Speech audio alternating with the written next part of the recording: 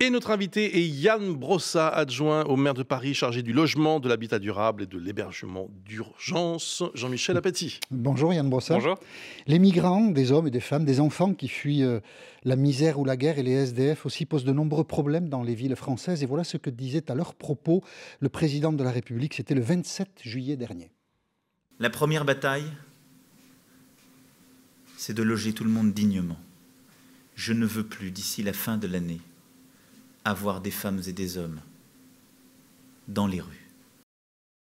C'est à Orléans, à la fin du mois de juillet dernier. Il y a beaucoup de migrants et de SDF dans les rues de Paris, Yann Brossat, et la mairie de Paris veut prendre à leur rencontre une initiative. Ce qui est sûr, c'est qu'il y a encore aujourd'hui trop de personnes qui se retrouvent sans abri, à la fois parce qu'on manque d'hébergement d'urgence et parce qu'on manque de logement. Et toute la chaîne de l'hébergement d'urgence et du logement est aujourd'hui totalement saturée. Et donc, il faut prendre de nouvelles initiatives. La ville de Paris a déjà 10 000 places d'hébergement dans la capitale. Nous avons ouvert de nouveaux centres d'hébergement. Nous en ouvrirons encore cet hiver, mais nous souhaitons effectivement avancer et en créer de supplémentaires. Et nous avons aujourd'hui un conseil de Paris et nous allons proposer la création d'un deuxième centre d'hébergement dans le 16e arrondissement. Nous en avons ouvert un il y a maintenant un an en lisière du bois de Boulogne. Nous pensons qu'il faut encore avancer. Et un deuxième centre d'hébergement dédié aux femmes, c'est ça ? Notamment, vous savez que aujourd'hui, un cinquième des sans-abri, ce sont des femmes qui se retrouvent du même coup extrêmement vulnérables. Et nous souhaitons donc ouvrir des places qui permettent de les accueillir dignement. Vous savez, je suis frappé par une chose. Lorsque nous avons installé ce centre d'hébergement en lisière du bois de Boulogne il y a un an, il y a eu beaucoup de polémiques. Beaucoup de gens ont pensé que c'était une provocation. La réalité, c'est que un an plus tard, ça se passe très bien. Et donc, il faut continuer à avancer, à faire de l'hébergement et à en faire particulièrement dans les quartiers qui, jusqu'à présent, ont peu contribué à la solidarité. Deuxième centre dans le 16e arrondissement de Paris. Vous redoutez les mêmes polémiques que lors de l'ouverture du premier centre ? Non, je ne crois pas. Parce que l'expérience prouve que finalement, les choses se passent bien. Et que une fois les polémiques passées, une fois l'hystérie à laquelle on a assisté il y a un an, finalement, notamment avec le voisinage, il n'y a plus de problème et la mixité sociale se passe bien. Vous savez, il y a des enfants de ce centre d'hébergement en lisière du bois de Boulogne qui sont scolarisés dans les écoles voisines. Il n'y a aucun problème. Et donc, s'il y a de la place pour un, il y a de la place pour deux. Et donc, je souhaite que ce centre d'hébergement puisse ouvrir. Où ce deuxième centre sera-t-il situé précisément? À proximité du premier, donc lisière du bois de Boulogne? Nous verrons. Tout cela reste à définir, à préciser. Mais il y a un certain nombre d'hypothèses qui existent, notamment la caserne Exalmans, qui est une propriété de la ville de Paris, occupée par des activités de l'État, mais qui doit être libérée à la fin de l'année 2018. Pourquoi pas là? Ce serait en tout cas une possibilité tout à fait intéressante. Et donc des femmes, parce qu'un rapport du SAMU social, enfin les femmes prioritairement, un rapport du SAMU social pointait à la fois leur nombre et leurs difficultés, on l'imagine bien sûr, à vivre parfois avec un enfant dans les rues, et donc celui-là sera spécifiquement dédié, ou plus spécifiquement aux femmes. Absolument, et je pense que c'est indispensable si nous souhaitons que ces femmes puissent trouver une solution. Les associations et les personnes qui, chaque nuit, chaque jour, essaient de se soucier des migrants, comme Médecins du Monde ou Médecins sans frontières, s'inquiètent aussi de la présence d'un millier de migrants sans abri dans le nord de Paris. On écoute une responsable de Médecins sans frontières qui évoque le quotidien de ces migrants. Les conditions d'hygiène aujourd'hui sont totalement déplorables. Les personnes migrantes vivant à la rue n'ont accès à aucun point d'eau. Il fait froid. Elles ne peuvent plus se faire un brin de toilette dehors à cause des températures. Alors il y a déjà, je crois, un centre d'accueil du côté de la Porte de la Chapelle. Tout à fait. La ville de Paris a pris l'initiative, il y a un an, de créer un centre de premier accueil à la Porte de la Chapelle dans le 18e arrondissement. C'est aussi l'arrondissement où je suis élu. La réalité, c'est que ce centre de premier accueil a un bilan positif, mais on ne peut pas imaginer qu'un centre de premier accueil puisse suffire. Si on considère que la France doit être une terre refuge, si on considère que la ville de Paris doit l'être, il faut que tous les territoires soient aussi mis à contribution. Moi, ce que je souhaite, c'est que des centres de premier accueil, on en ait à Paris, mais on en ait aussi sur tout le parcours des migrants, et que toutes les grandes métropoles prennent leur part à cet effort de solidarité. Est-ce que vous entendez, est-ce que vous prévoyez d'en ouvrir un autre à Paris ? Non, pas à l'heure qu'il est. Je pense surtout qu'il faut que les autres métropoles s'y mettent et que le gouvernement place chacun face à ses responsabilités. La ville de Paris l'a fait, sans attendre l'État d'ailleurs. Il faut que les autres s'y mettent aussi. Il y a combien de migrants? Est-ce qu'on a des chiffres qui arrivent à Paris par jour, par mois? Est-ce que vous avez un ordre de grandeur en tête? Il y a entre 70 et 80 migrants qui frappent à notre porte et Tous les arrivent à jours? Paris tous les jours. Et donc, il faut évidemment s'organiser. On ne peut pas imaginer que ce flux disparaisse d'un claquement de doigts. Mais ça suppose effectivement que l'État aussi assume ses responsabilités. C'est une responsabilité de l'État. Et puis par ailleurs, vous savez, il y a 5 places d'hébergement pour 1000 habitants à Paris. Dans les Hauts-de-Seine, c'est une place d'hébergement pour 1000 habitants. Donc à un moment donné, il faut aussi placer chacun face à ses responsabilités. 60 à 80 personnes par jour, ça fait à peu près 2500 par mois, ça fait 25 000 par an, 30 000 peut-être?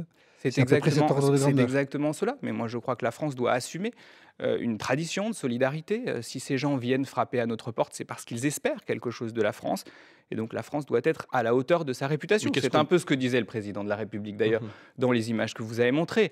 Il y a les paroles, il faut aussi les actes derrière. Ce sont deux choses un peu différentes, c'est-à-dire les gens sont là et les accueillir avec le minimum, c'est-à-dire préserver un peu de leur dignité, c'est sans doute un devoir, mais c'était ce que semblait dire le président. Et puis vous pouvez bien sûr souscrire à ce propos, mais ensuite créer des centres, certains disent aussi que ce sont des appels d'air, que c'est une possibilité pour tous les passeurs et pour toutes les filières de dire à ceux qui veulent passer, là vous avez peut-être un point d'atterrissage. C'est exactement l'inverse, puisque lorsque nous créons des centres d'accueil qui sont gérés par des associations ou par les pouvoirs publics, nous permettons à ces migrants d'échapper aux filières de passeurs et du même coup d'être en lien avec des associations qui sont des associations qui travaillent à leur service et qui ne cherchent pas à l'inverse à les exploiter. D'ailleurs, je note qu'un certain nombre de gens s'opposent à la création de ces centres d'hébergement précisément parce que nous leur permettons d'échapper à ces réseaux de passeurs. Ce qu'on veut dire, c'est que ça crée une sorte d'incitation. Je ne crois pas du tout à cette théorie de l'appel d'air. Les gens qui viennent en France parce qu'ils cherchent un refuge, ils fuient la guerre, ils fuient des situations abominables dans leur pays. Ils ne sont pas en train de faire une étude de benchmark en regardant si en France on est mieux accueilli qu'ailleurs. Et donc je pense qu'on doit les accueillir. Vous restez avec nous, Yann Brossa, il est 8h40, l'essentiel de l'info, tout de suite avec David Debat. C'était probablement le prisonnier le plus célèbre des États-Unis. Charles Manson est mort après avoir passé 40 ans derrière les barreaux à la tête d'une secte. Il avait été condamné en 1971 pour avoir commandité les meurtres de 9 personnes, notamment Sharon Tate. Des meurtres qui avaient choqué le monde entier. La femme de Roman Polanski était enceinte lors de son assassinat. Tout ça pour ça, des semaines de tractations, des discussions à n'en plus finir et au final des divergences irréconciliables. Échec des négociations donc en Allemagne pour tenter de former une coalition gouvernementale. Un échec qui plonge la première puissance européenne dans une crise politique inédite. Brexit oblige, les Européens décident dans la journée de la destination des agences de l'UE, déménageant de Londres et parmi elles notamment l'agence du médicament ou bien encore l'autorité bancaire. Les candidats se bousculent pour les accueillir. Bratislava, Milan, Francfort et Vienne font figure de grands favoris. 3 jours après avoir défendu devant la juge son alibi, Jacqueline Jacob va demander l'assouplissement de son contrôle judiciaire, un contrôle judiciaire strict qui la tient éloignée de son mari et de leur domicile.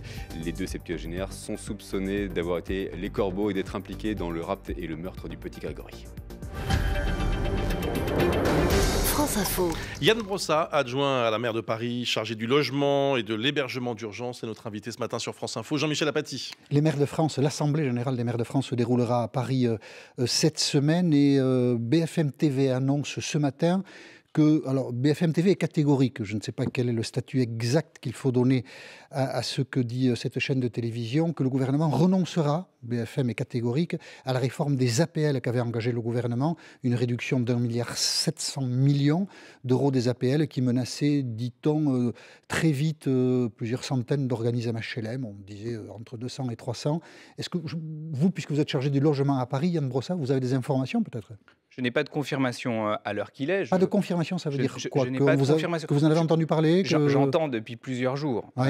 Que le gouvernement est en difficulté sur cette réforme, mais je n'ai pas connaissance d'un recul global sur cette ponction d'1,7 milliard sur les bailleurs sociaux. Qu'il soit en difficulté, c'est une évidence, mais vous n'avez pas entendu dire qu'il reculerait. Non. D'accord. Si cela se confirme, c'est une très bonne nouvelle, Oui. parce que effectivement, cette ponction aurait mis en très grande difficulté entre 200 et 300 bailleurs sociaux. Or, on a besoin de bailleurs sociaux en bonne santé pour construire du logement social. Chaque année, les bailleurs sociaux construisent environ 100 000 logements sociaux, 130 000 pour l'année 2016, ce qui fait d'ailleurs de la France le record de toute l'Europe en matière de production de logements abordables. Et ce qui veut dire que quand même, les HLM fonctionnaient relativement bien en France. Et donc, si le gouvernement recule sur cette question, ce serait une très bonne nouvelle, et ce serait d'ailleurs la première fois que le gouvernement recule sur une réforme emblématique.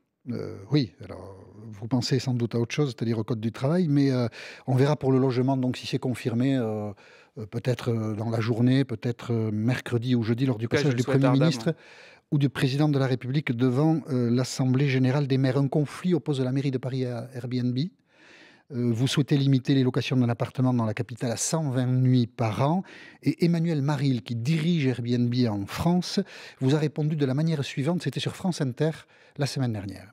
On annonce aujourd'hui qu'on va bloquer, limiter le nombre de nuitées qu'on peut réserver sur Airbnb à 120 pour tous les hébergeurs Airbnb qui sont dans ces 4 arrondissements centraux de Paris. Pourquoi ? Parce qu'on n'est pas responsable des problématiques de logement à Paris, évidemment, mais en tout cas, si on peut apporter à notre niveau une réponse, on a envie de le faire.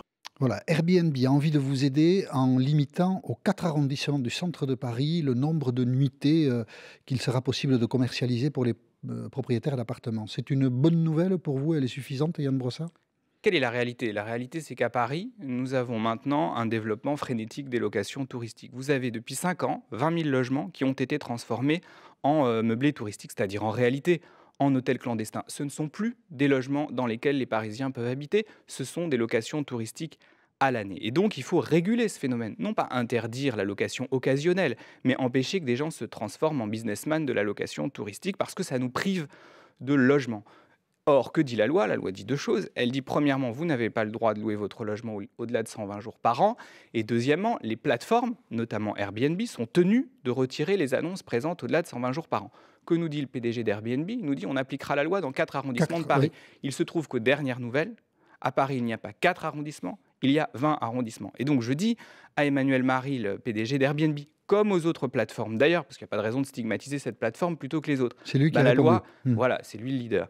La loi, elle s'applique partout. Et donc, elle doit s'appliquer dans les 20 arrondissements de Paris. Et il ne me semble pas exorbitant de demander à cette plateforme, qui par ailleurs a d'autres sujets, notamment des sujets d'optimisation fiscale, d'appliquer la loi sur tout le territoire parisien. C'est la moindre des choses. Mais vous n'avez pas les moyens de surveiller vraiment ce que font ces plateformes, parce qu'on imagine qu'il faudrait mobiliser une armée de gens pour surveiller que, effectivement, à la 121e nuitée, Airbnb ou d'autres disent « Ah non, non, on ne peut plus louer l'appartement en question ». D'abord, aujourd'hui, nous surveillons les locations. Et il y a une trentaine d'agents de la ville de Paris qui sont chargés de surveiller tout cela. Il y a d'ailleurs des condamnations. Il y a d'ailleurs des condamnations. Il y a, depuis janvier, plus d'1 million d'amendes qui ont été délivrées sur des propriétaires qui louaient illégalement. Le problème... Ça crée des emplois indirects, les plateformes de logement. Hein. Le problème, c'est de responsabiliser les plateformes. Parce qu'aujourd'hui, on sanctionne les propriétaires qui louent illégalement. Mais on ne sanctionne pas les plateformes, contrairement à d'autres pays, notamment l'Espagne. Et donc, je demande au gouvernement de publier un décret qui nous permette de sanctionner les plateformes qui ne respectent pas la loi. Parce que si on veut effectivement réguler ce marché, il faut que les plateformes soient responsabilisées. Donc Airbnb, c'est un conflit qui peut vous opposer, qui oppose la mairie de Paris. Vous êtes responsable du logement, je le répète, à Airbnb. Là, c'est en tant que membre du conseil municipal et de l'exécutif municipal que la question va vous être adressée, parce qu'elle n'est pas dans vos attributions, mais il s'agit de la grande roue du forain Marcel Campion. Elle a été inaugurée vendredi, cette grande roue.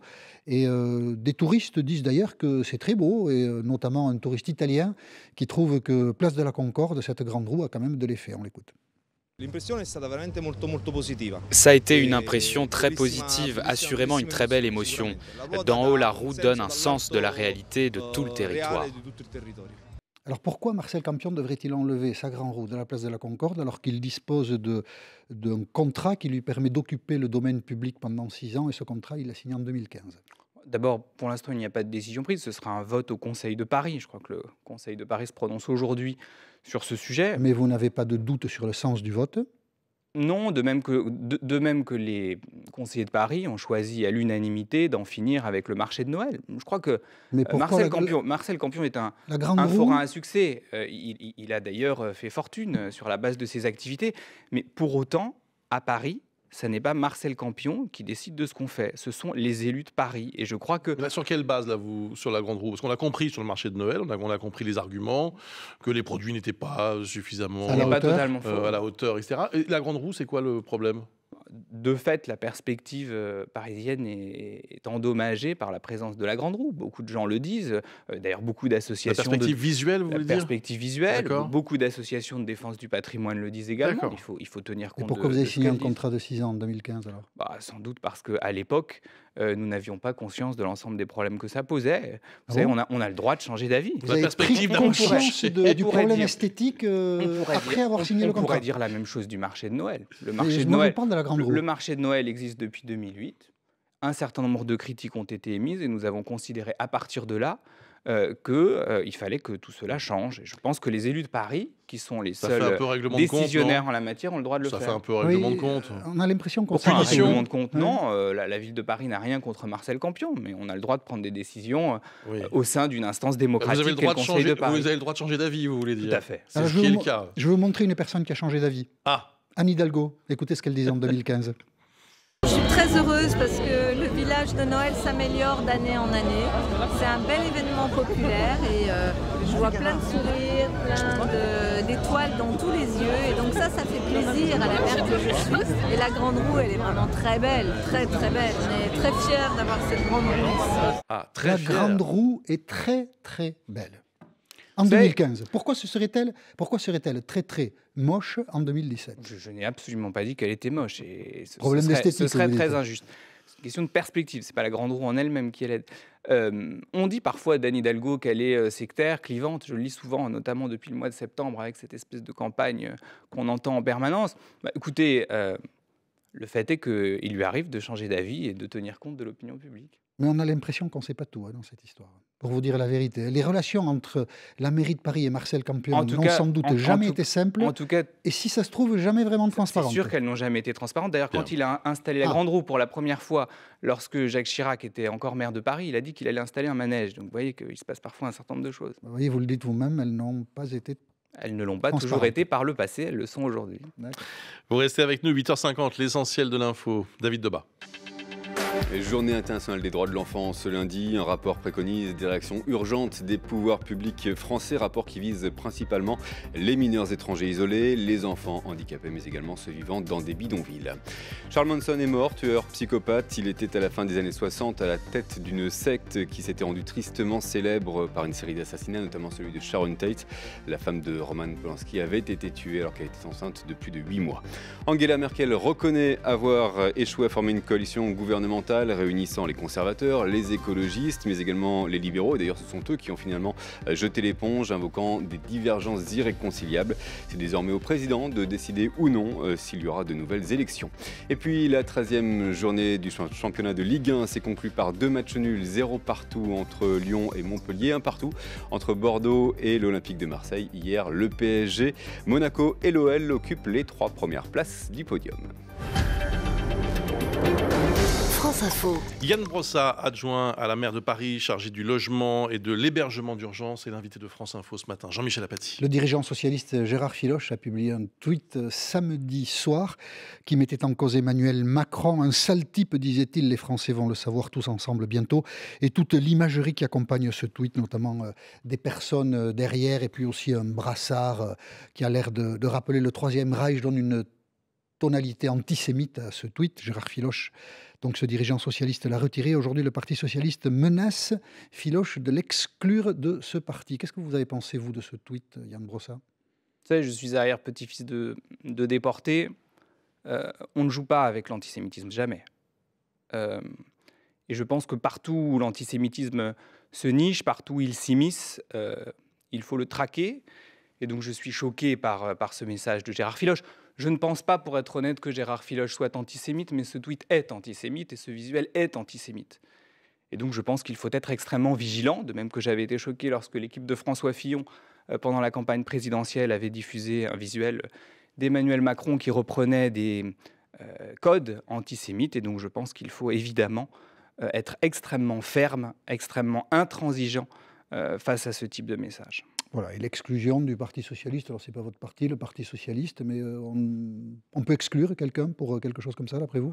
Le Parti socialiste a ses propres règles, mais en tout cas, je comprends la décision des socialistes si c'est la décision qu'ils prennent. Et puis comment expliquer que quelqu'un qui n'est pas antisémite publie un tweet antisémite? Je pense que du côté d'un certain nombre de responsables politiques, il y a parfois une recherche de buzz permanente qui conduit à dire et à faire n'importe quoi. Et je pense qu'en l'occurrence, on est sans doute dans ce cas-là avec ce tweet de Gérard Filoche. Je le regrette parce que Gérard Filoche dit par ailleurs des choses avec lesquelles je peux être d'accord, notamment sur le code du travail, mais je pense qu'en faisant ça, il décrédibilise tout le reste. C'est un conflit qui a l'air d'embarrasser beaucoup les dirigeants de la gauche, celui qui oppose Edoui Plenel à Charlie Hebdo. De qui vous sentez-vous le plus proche, Yann Brossa? Edoui Plenel ou Charlie Hebdo? J'ai pas envie de choisir, même si je suis spontanément plus proche d'Edoui Plenel que je connais par ailleurs. Ce qui est sûr, c'est que... Pourquoi vous ne le soutenez pas? Non, d'abord, je soutiens Edoui Plenel et je pense qu'il est victime de propos qui sont parfois extrêmement choquants. Je n'ai pas aimé les propos de Manuel Valls qui disait vouloir faire rendre gorge à Edoui Plenel. Ça ne veut pas dire que je suis d'accord avec tout ce que dit Edoui Plenel, mais je pense qu'il a le droit de le dire. Voilà, et que... Tout le monde a le droit de tout dire. Tout à fait. Enfin, non. Pas des propos antisémites ou racistes. D'accord, mais en tout cas, dans le débat public, il y a une liberté évidemment qui est reconnue à chacun. Et je pense qu'Edoui Plenel dit par ailleurs des choses dans lesquelles moi je me reconnais, notamment sur la nécessité de lutter contre l'islamophobie. Et quand Edoui Plenel dit soutiens. Que Charlie Hebdo fait partie des gens qui ont déclaré la guerre aux musulmans, c'est sans doute un propos excessif. Et donc Edoui Plenel, qui rentre d'ailleurs aujourd'hui, si j'ai bien compris, d'un voyage à l'étranger, devrait reprendre la parole et peut-être s'en expliquer. Le groupe des Républicains à la mairie de Paris va poser une question à Anne Hidalgo sur l'accusation d'emploi fictif que porte contre elle un magazine. La dirigeante du groupe Les Républicains au Conseil de Paris, Florence Berthoud, a publié un communiqué dans ce sens la semaine dernière, expliquant que Anne Hidalgo devait des explications sur cet emploi fictif occupé dans une partie de 2001, une partie de 2002, alors qu'elle était déjà première adjointe à la mairie de Paris, première adjointe de Bertrand Delanoë, qui était maire de Paris. Voilà, on attend d'Anne Hidalgo qu'elle fournisse des explications plus détaillées. Vous souhaitez qu'Anne Hidalgo s'explique sur cette accusation d'emploi fictif? Mais cette accusation est lunaire et Anne Hidalgo a d'ailleurs déjà fourni des explications et le témoin suffisante. Oui, on est exigeant avec certaines personnes. Vous citiez François Fillon tout à l'heure.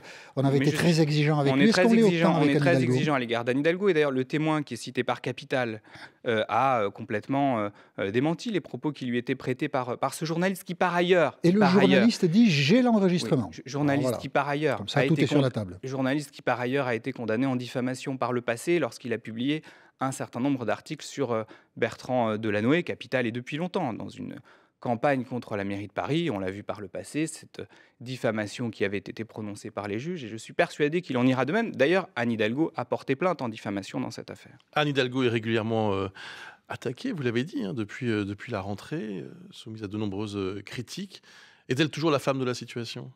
Je suis convaincu que oui. Et puis, vous savez, moi, je suis membre d'une équipe municipale, je suis communiste, Anne Hidalgo est socialiste, il y a des écologistes dans cette majorité. Je constate que notre majorité fonctionne bien, que nous n'avons jamais été battus sur un vote, sur une délibération structurante, et je crois que ça montre bien la capacité d'Anne Hidalgo à diriger une équipe collective. Et c'est la raison pour laquelle je ne me retrouve pas dans cette campagne qui consiste à la présenter comme clivante ou comme sectaire. Au contraire, ce que je vois, c'est une majorité plurielle, multiple, qui est capable de travailler ensemble et de manière cohérente. La politique sur la voiture, ça ne va pas lui coûter la mairie ?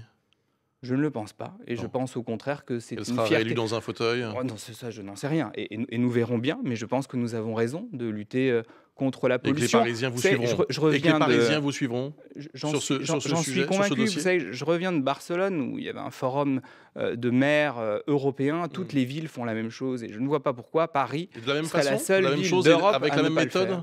Oui, absolument. Avec autant de brutalité comme vous dites aux adversaires. Des décisions comme celle-là, il faut avoir le courage de les prendre. C'est exactement comme l'affaire du centre pour les SDF dans le 16e. Si on avait reculé à la moindre opposition, on n'aurait rien fait et maintenant tout le monde nous remercie. C'est pareil pour la voiture. Dans une gauche, tout le monde vous remerciera.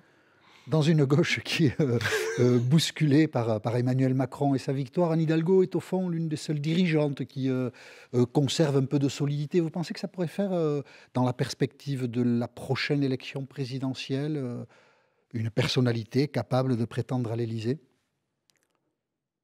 Moi, ma conviction, c'est qu'il faut d'abord qu'on se concentre sur les élections municipales. Et je pense que le principal enjeu pour nous, comme majorité de gauche, c'est de gagner les élections municipales. Et pour gagner les élections municipales, il faut qu'on soit concentré sur les dossiers parisiens et surtout pas sur autre chose. Je pense que les Parisiens ne nous pardonneraient pas une autre obsession que celle de les servir eux. Alors, c'est pas une obsession, c'est juste un jugement, parce que, évidemment... Mais j'ai pas dit que c'était votre obsession. Votre réponse est une manière d'échapper à ma question. Anne Hidalgo, candidate à la présidence de la République, ça vous Moi, paraît je souhaite qu'Anne stupide? Hidalgo soit candidate aux prochaines élections municipales. On n'y arrivera pas aujourd'hui. Merci beaucoup Yann Brossard. Merci à vous. Bonne journée à vous.